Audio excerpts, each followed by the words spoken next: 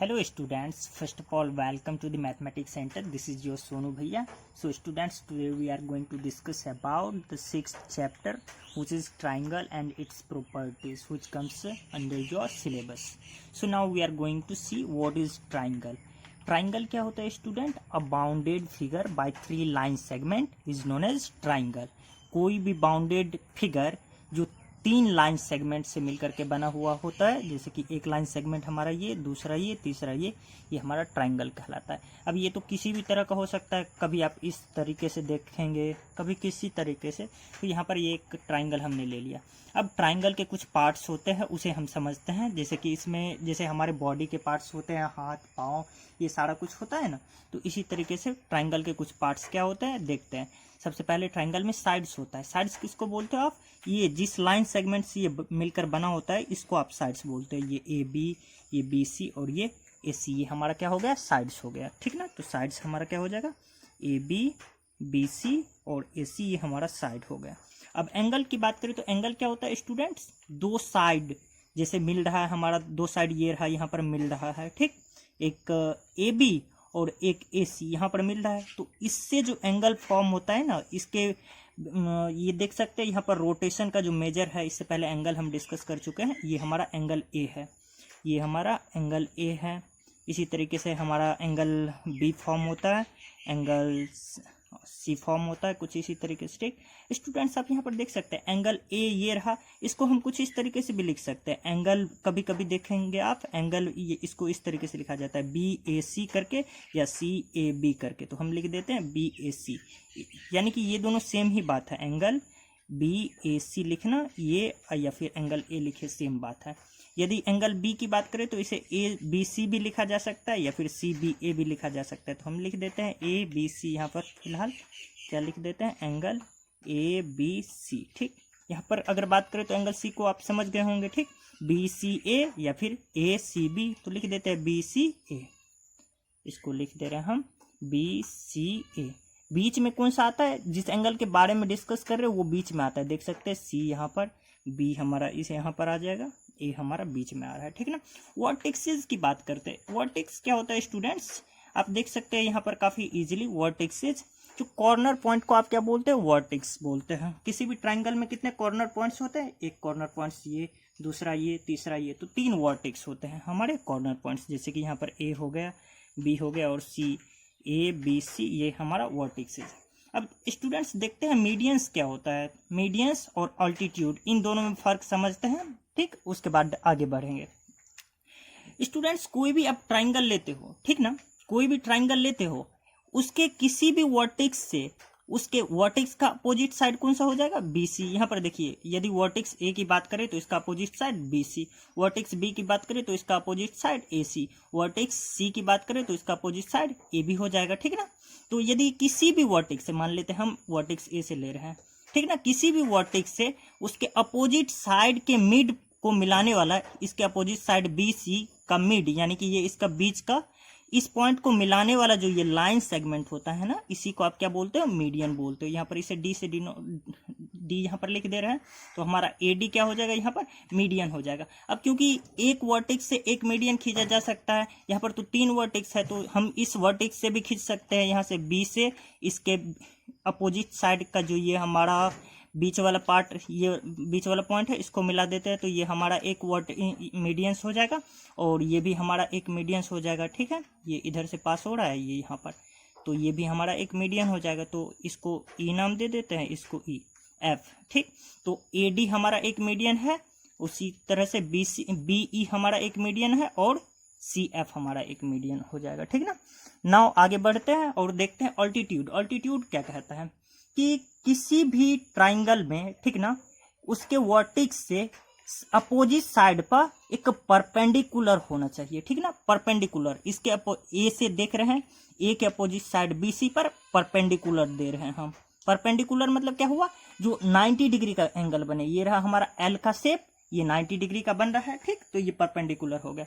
अब आप बोलिएगा जो ये मीडियंस और अल्टीट्यूड, इसमें क्या फर्क है? देखिए, मीडियन में क्या होता था, ये BC जो है हमारा, इसके मिड पॉइंट मान लीजिए कुछ यहाँ पर होगा, तो इसको मिलाने वाला जो लाइन सेगमेंट होता था वो होता था मीडियंस. जैसे कि यहाँ पर अगर हम बात करें इस पॉइंट, ये मिड पॉइंट है हमारा, यहाँ पर यदि इसको मिलाने वाला लाइन सेगमेंट ये रहा, तो ये वाला यहाँ इसको डी नाम दे देते हैं, इसको ई दे देते हैं। तो ए डी हमारा क्या है यहाँ पर, ए डी ऑल्टीट्यूड है और ए ई क्या है हमारा यहाँ पर मीडियंस है। मीडियंस मिड पॉइंट वाला होता है और ऑल्टीट्यूड क्या होता है, वो परपेंडिकुलर 90 डिग्री का एंगल बनाता है, ठीक ना। तो इसी तरीके से आप देख सकते हैं यहाँ पर क्लियरली कि एक वर्टेक्स से एक हमारा ऑल्टीट्यूड खींचा जा सकता है, तो इसी तरीके से बी से भी एक ऑल्टीट्यूड खींचा जा सकता है, सी से भी खींचा जा सकता है, ठीक ना। जैसे यहाँ पर देख सकते हैं बी से यदि हमको खींचना हो तो क्या कर सकते हैं हम यहाँ पर, ये तो सिंपल सा लग रहा है। अगर यहाँ पर ना हो खींचना संभव, 90 डिग्री नहीं बन रहा है, तो इसको आप आगे बढ़ा करके यहाँ से खींच सकते हैं। जैसे कि ये रहा, ये आगे बढ़ रहा है, यहाँ से आप 90 डिग्री का ये एक खींच दीजिएगा यहाँ पर, तो ये इसका एक अल्टीट्यूड हो गया। इसी तरीके से यदि यहाँ से आप खींचना चाह रहे हो और यहाँ से ये तो नहीं बन रहा है इस लाइन सेगमेंट पर, तो यहाँ पर क्या कर सकते हैं आप, इसे आगे बढ़ा सकते हैं और इस पर यहाँ से ये 90 डिग्री खींच सकते हैं, ठीक ना।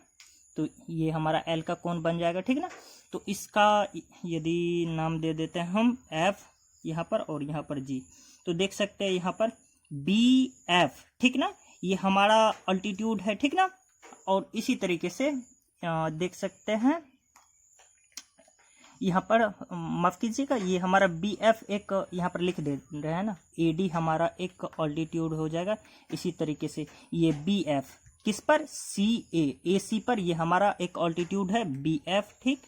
और सिमिलरली ये हमारा सी जी ऑल्टीट्यूड है किस पर, ये ए बी पर, ए बी आगे इसी तरह से एक्सटेंड करवा दिए हैं, तो ए बी पर हमारा ऑल्टीट्यूड है सी जी। क्लियरली यहाँ पर हो गया। अब नेक्स्ट देखते हैं हमारा है एक्सटीरियर एंगल। एक्सटीरियर एंगल का क्या मतलब होता है और सबसे पहले समझते हैं और इसके कुछ प्रॉपर्टीज को समझ लेते हैं, ठीक ना। तो एक्सटीरियर एंगल क्या होता है स्टूडेंट, इससे पहले आप देख चुके हैं एंगल क्या होता है। एंगल आप यहाँ पर जो डिस्कस किए थे, angle A, angle B, angle C, ये हमारा इंटीरियर एंगल, क्योंकि ये ट्राइंगल के अंदर में फॉर्म हो रहा है तो ये इंटीरियर एंगल हो जाता है। और एक्सटीरियर एंगल क्या होगा, जो ट्राइंगल के बाहर ये फॉर्म होगा। मान लीजिए ये एक ट्राइंगल है ए बी सी, जिसका एंगल को हमने नाम दे दिया हूँ यहाँ पर 1 2 3, कुछ इस तरीके से। तो स्टूडेंट्स यदि इस लाइन सेगमेंट को हम आगे बढ़ाएं ना, तो ये जो बाहर में एंगल फॉर्म होता है ना, बाहर में ये वाला एंगल, इसको 4 नाम दे देते हैं, तो ये वाला एंगल को हम एक्सटीरियर एंगल बोलते हैं, ठीक है ना। ये यहाँ पर भी फॉर्म हो सकता है, किसी भी एक लाइन सेगमेंट को बढ़ा करके ये फॉर्म हो जाता है। जैसे कि यदि इसी को अगर हम आगे बढ़ा देते तो यहाँ पर एक हमारा फॉर्म हो जाता। तो एक जगह देख सकते हैं एक वर्टेक्स पर ये हमारा 2 एक्सटीरियर एंगल संभव है, ठीक है ना। जैसे इसको आगे बढ़ा करके एक यहाँ पर बन सकता है। तो इसी तरीके से हमारा क्या है कि प्रत्येक वर्टेक्स पर 2 एक्सटीरियर एंगल संभव है। तो यानी कि टोटल 6 एक्सटीरियर एंगल हमारा एक ट्राइंगल में बन सकता है। उसके बाद दोस्तों यहाँ पर बात की जाए तो इसका जो प्रॉपर्टीज होता है वो क्या कहता है, एक्सटीरियर एंगल, जैसे कि यहाँ पर हमने सिर्फ 4 पर अभी फोकस कर रहे हैं, ठीक ना। तो एक्सटीरियर एंगल ये बराबर होता है किसका, sum of 2 opposite interior angle. Exterior angle ये बराबर होता है सम ऑफ 2 अपोजिट, देखिए इसका तो ये सेम ही हो जाएगा, सेम नहीं होगा, इसके जस्ट एडजेसेंट ये एंगल हो जाएगा। इसके इंटरनल ये इंटीरियर एंगल की बात करें तो कौन सा है, 1 है, 2 है और 3, तो ये तो जस्ट इसके एडजेसेंट है। तो अपोजिट में कौन कौन सा है, 1 और 2, यानी कि 1 और 2 को जोड़ देंगे तो ये 4 के इक्वल होगा। यानी कि exterior angle 4 will be equal to angle 1 angle 2, angle 1 plus angle 2, ठीक ना। तो क्यों, क्योंकि ये दोनों हमारा क्या है, ये अपोजिट इंटीरियर एंगल है, ठीक ना, किसके, ये एंगल 4 के। इससे क्वेश्चन किस तरीके से पूछा जा सकता है स्टूडेंट्स, जैसा कि आप यहाँ पर देख सकते हैं कि बोल देगा ये हमारा एक ट्राइंगल एबीसी है, 2 साइड से हमारा दे दिया है, यहाँ पर 2 एंगल दे दिया है, ये 30 डिग्री और ये 70 डिग्री। आपसे पूछेगा ये एंगल कितना होगा, तो ये एंगल कितना होगा, इन दोनों एंगल को जोड़ देंगे तो इसके बराबर हो जाएगा। यानी कि ये एंगल कितना होगा, 30 प्लस 70 इज इक्वल टू यहाँ पर 100 डिग्री हो जाएगा, ठीक। इसी तरीके से दूसरा किस तरीके से क्वेश्चन पूछा जा सकता है कि यदि एक एक्सटीरियर एंगल इस बार दे दिया आपको और एक इंटीरियर एंगल यहाँ पर दे दिया है, तो दूसरा ये वाला पूछेगा जो ये कितना होगा, तो ये आपको बताना है। तो क्या कीजिएगा, अब जानते हैं ये वाला हमारा इन दोनों एंगल का योग कितना होता है, 70 डिग्री होता है। ये माफ कीजिएगा, ये एक्सटीरियर एंगल के सम के इक्वल होता है। तो इन दोनों एंगल को जोड़ देते हैं, यानी कि 70 और इसका तो पता नहीं है तो x मान लेते हैं, ये किसके इक्वल होगा, इन दोनों का सम, ये 120 के इक्वल होगा। तो x का वैल्यू यहाँ से क्या आ गया, ये 50 डिग्री, यानी कि ये एंगल हमारा कितना हो जाएगा, 50 डिग्री हो जाएगा, ठीक। नाउ आगे बढ़ते हैं। स्टूडेंट्स आप यहाँ पर देख सकते हैं, अगला है angle sum property of triangle. Angle sum property ये क्या होता है, जो किसी भी ट्राइंगल में तीनों एंगल का सम कितना होता है, 180 डिग्री होता है। जैसे कि यहाँ पर 3 एंगल ले लेते हैं, यहाँ पर एंगल 1 इसको बोल देते हैं, एंगल 2 और ये रहा एंगल 3। तो यहाँ पर एंगल 1, एंगल 2 और एंगल 3, इन तीनों को जोड़ देंगे तो इसका सम कितना होगा, 180 डिग्री। यही है हमारा एंगल सम प्रॉपर्टी एक ट्राइंगल में। तो इससे क्वेश्चन किस तरीके से पूछा जाता है, जैसा कि आप यहाँ पर देख सकते हैं, एक क्वेश्चन, कोई भी एक ट्राइंगल ले लेते हैं ना, किसी भी तरीके का ट्राइंगल होगा, उसके तीनों कोण का योग कितना होगा, ये हमारा 180 डिग्री के इक्वल होगा। जैसे कि यहाँ पर एक दे दिया है आपका 60 डिग्री और यहाँ पर एक दे दिया है आपका 70 डिग्री, तो दूसरा एंगल हम ये थर्ड एंगल आपसे पूछेगा जो ये कितना होगा, ठीक है ना। इसे नाम दे देते हैं ABC, एक ट्राइंगल। तो B और C दिया हुआ है और A के बारे में पूछ रहा है, तो हम जानते हैं क्या चीज़, angle A plus angle B plus angle C, यानी कि तीनों एंगल को यदि हम जोड़ देते हैं तो वो 180 डिग्री के इक्वल होता है, ठीक। तो एंगल A का वैल्यू तो हमारे पास नहीं पता है, तो इसको यूं ही रहने देते हैं, ठीक। एंगल B का वैल्यू हमारे पास 60 डिग्री दिया हुआ है और C का वैल्यू 70 डिग्री दिया हुआ है, ये 180।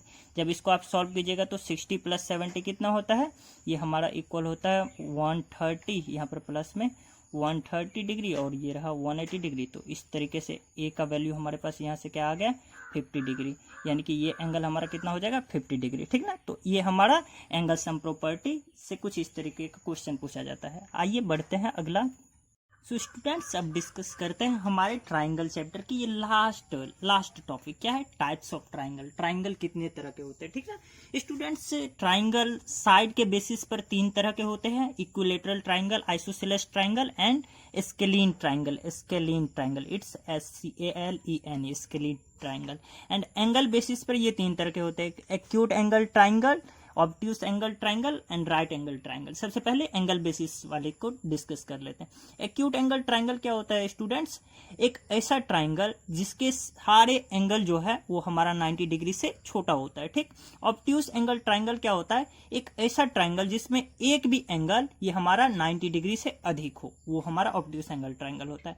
और राइट एंगल ट्राइंगल क्या होता है, कोई भी एक ट्राइंगल जिसका एक एंगल हमारा राइट एंगल्ड हो, यानी कि 90 डिग्री का हो, उसे राइट एंगल ट्राइंगल बोलते हैं, ठीक। अब एक साइड बेसिस पर डिस्कस करते हैं। इक्विलेटरल ट्राइंगल क्या होता है स्टूडेंट्स, जैसा कि हमने यहाँ पर एक ट्राइंगल लिया है, ठीक। तो इक्विलेटरल ट्राइंगल एक ऐसा ट्राइंगल जिसका तीनों साइड्स इक्वल हो, जितना ये उतना ये और उतना ये, यानी कि इसका तीनों साइड AB बराबर BC एंड BC बराबर AC, ये तीनों हमारा बराबर है। और इक्विलेटरल ट्राइंगल में क्या होता है, तीनों एंगल भी हमारा बराबर होता है, angle A will be equal to angle B and it will be equal to angle C, ठीक ना। अब यहाँ पर देख सकते हैं ये भी हमारा इक्वल है, ये तीनों इक्वल है। तो अब जानते हैं कि तीनों एंगल हमारा इक्वल है यहाँ पर, और angle sum properties of triangle के अकॉर्डिंग तीनों एंगल का सम कितना होता है, 180 डिग्री। तो क्या यहाँ पर रहेगा, 60 रखेंगे, 60, तब न तीनों हमारा 180 होगा। तो इक्विलेटरल ट्राइंगल का प्रत्येक एंगल ये हमारा कितना होता है, 60 डिग्री का होता है, ठीक।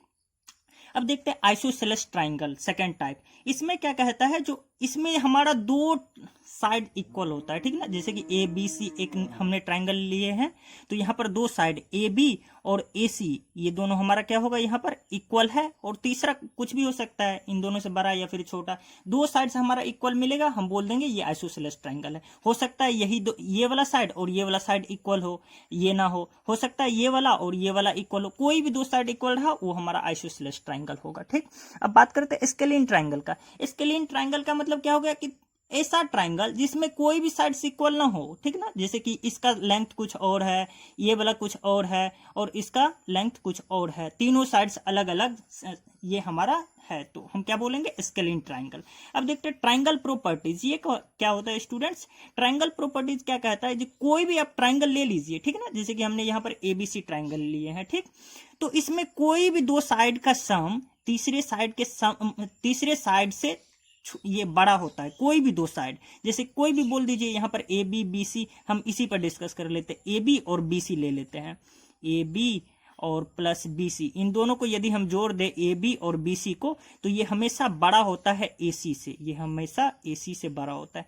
जरूरी नहीं है कि आप यही दोनों लीजिए, आप कोई भी ले लीजिए एट रैंडम। चलिए हम ये दोनों ले लेते हैं, AC और AB, AC और ए बी, इन दोनों को यदि हम जोड़ देते हैं, ठीक ना, इन दोनों का सम हमेशा इस BC से क्या होगा, ये बड़ा होगा, ठीक। इसी तरीके से आप दूसरा भी ले सकते हैं, जैसे कि हमने यहाँ पर देखिए AB और BC, ये वाला पहला एग्जांपल लिया था। दूसरा क्या लिया था, AB और AC को जोड़ दिया था। अब तीसरा क्या ले रहे, BC और AC को जोड़ दे रहे हैं। ये हमेशा ये AB से क्या होगा, बड़ा होगा। जैसे कि जोड़ करके देखते हैं, ये BC ले रहे हैं और यहाँ पर AC ले रहे हैं, और ये हमारा बड़ा हो जाएगा किससे, AB से बड़ा होगा।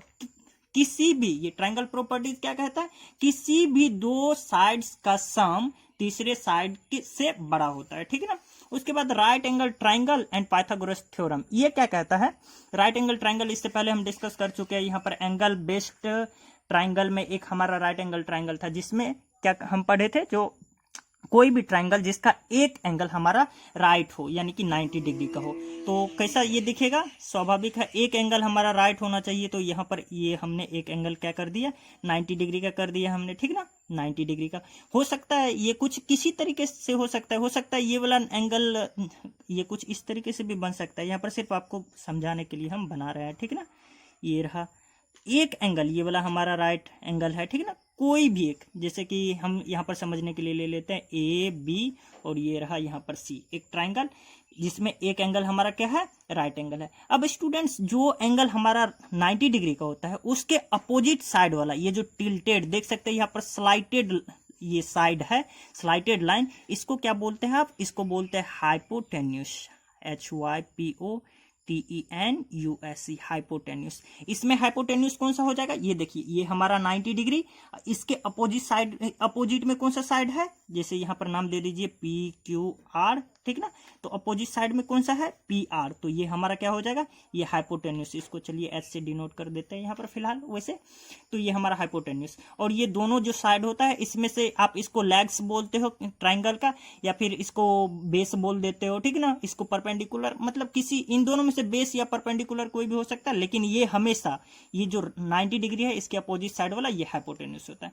स्टूडेंट्स, ये पाइथागोरस थ्योरम क्या कहता है कि जो ये हाइपोटेन्यूस जो हमारा होता है, सबसे ये लंबी वाली भुजा किसी ट्राइंगल में, इसका स्क्वायर यानी कि AC का स्क्वायर ये बराबर होता है, हमारा इक्वल होता है अदर टू साइड जो बचा हुआ है, यानी कि AB और BC के स्क्वायर का सम का बराबर होता है, ठीक ना।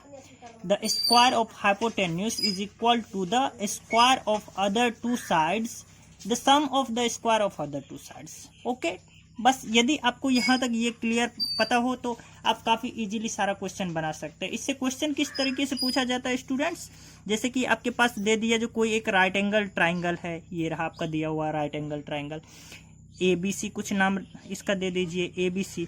इसमें दे देगा जो एक साइड आपका 4 यहाँ पर है 4 यूनिट, कुछ भी मीटर हो सकता है, सेंटीमीटर, एक दे दिया यहाँ पर हाइपोटेन्यूस, कितना हाइपोटेन्यूस रहने दीजिए, यहाँ पर 3 दे दिया, ये आपका BC। आपसे पूछ रहा है जो AC कितना होगा। तो अब क्या पढ़े आप पाइथागोरस थ्योरम से, ये AC यानी कि हाइपोटेन्यूस का स्क्वायर, इसका स्क्वायर किसके बराबर होता है, ये होता है AB के स्क्वायर का बराबर, AB स्क्वायर प्लस BC के स्क्वायर के बराबर होता है। अब AB का वैल्यू आपके पास कितना है 4, यानी कि 4 का स्क्वायर कर देंगे हम, प्लस 3 का स्क्वायर कर देंगे। इसी तरीके से ये क्या आ जाएगा, 4 का स्क्वायर 16 और प्लस 3 का स्क्वायर इज कितना 9। इसको जब जोड़िएगा तो कितना आएगा 25, ठीक ना। और यहाँ पर देखिए ये 25 किसके बराबर है, ये AC के बराबर नहीं है, AC के स्क्वायर के बराबर है। और ये 25 क्या होता है, ये तो 5 का स्क्वायर होता है, ठीक। यहाँ से देखिए ये स्क्वायर स्क्वायर कैंसिल हो जाएगा, तो AC इक्वल टू क्या आ जाएगा हमारे पास 5 यूनिट, यानी कि ये हमारा AC किसके बराबर होगा 5 यूनिट। कुछ इस तरीके से आपका क्वेश्चन पूछा जाता है। स्टूडेंट्स, यदि आपको जो मैंने कॉन्सेप्ट बताया है इतना पर आप कमांड कर लेते हो तो आपके एक्सरसाइज का एक भी क्वेश्चन नहीं छूटेगा, ठीक है। तो अब आप पे डिपेंड करता है जो आप कितना मेहनत करने वाले हो इस concept, the concept that I have delivered to you, कितना आप मेहनत करने वाले इस पर, ये बस आप पर डिपेंड करता है। थैंक यू, मिलते रहेंगे आपसे।